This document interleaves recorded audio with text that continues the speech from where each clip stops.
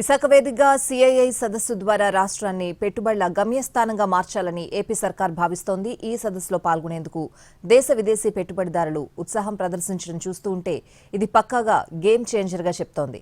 దాదాపు 10 లక్షల కోట్ల పెట్టుబడులొస్తాయని విశ్వాసం వ్యక్తం చేస్తోంది ఏపీ సర్కార్.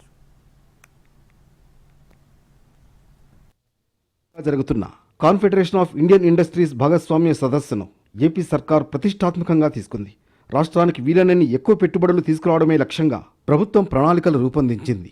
2 రోజుల పాటు జరిగే ఈ సదస్సు కోసం విశాఖ సాగర తీరం ముస్తాబైంది. నగరంలోని ప్రధాన రహదారులను విద్యుత్ దీపాలతో అలంకరించారు. కూడళ్లను మరింత ఆకర్షణీయంగా తీర్చిదిద్దారు.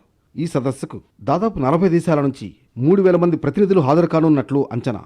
సదస్సులో భాగంగా 2 రోజుల పాటు చర్చలు, సమావేశాలతో ముఖ్యమంత్రి చంద్రబాబు బిజీగా గడపనున్నారు. ఈ సదస్సు ద్వారా దాదాపు 10 లక్షల కోట్ల మేర పెట్టుబడులు వస్తాయని ఏపీ సర్కార్ భావిస్తోంది.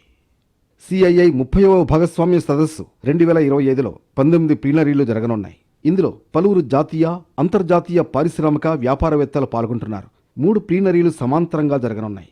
సిఐఐ సదస్సు ప్రారంభం తర్వాత టెక్నాలజీ, ట్రస్ట్ అండ్ ట్రేడ్ కార్యక్రమం జరగనుంది. మధ్యాహ్నం ఏఐ ఫర్ వికసిత్ భారత్ సమావేశంలో సీఎం పాల్గొంటారు. తర్వాత సింగపూర్ నుంచి విజయవాడకు డైరెక్ట్ ఫ్లైట్ సర్వీసులు నడిపేలా ఆ దేశ ప్రతినిధులతో ప్రభుత్వం ఒప్పందం కుదుర్చుకోనుంది. ఇక సాయంత్రం ఏపీలో ఆర్థిక శాఖ నిర్వహించే రీఇమాజినింగ్ పబ్లిక్ ఫైనాన్స్ సమిట్లో ముఖ్యమంత్రి చంద్రబాబు పాల్గొంటారు. సంజీవ్ గోయంకా గ్రూప్ వైస్ చైర్మన్తో సమావేశంలో వివిధ అంశాలపై చర్చిస్తారు. అనంతరం వైజాగ్లో లులు గ్రూప్ నిర్మించే మాల్కు శంకుస్థాపన చేయనున్నారు. శనివారం ఉదయం జరగనున్న బ్లూంబర్గ్ మీడియా సమావేశానికి సీఎం హాజరవుతారు. ఆ తర్వాత రేమండ్, శ్రీ సిటీ, ఇండోసోల్ ప్రాజెక్టులకు ముఖ్యమంత్రి శంకుస్థాపన చేయనున్నారు.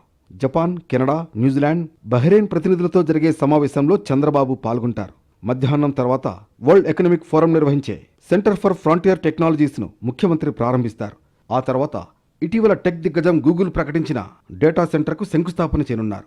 3వ రోజు సాయంత్రం అవగాహన ఒప్పందాల ప్రోగ్రాం ఉంటుంది.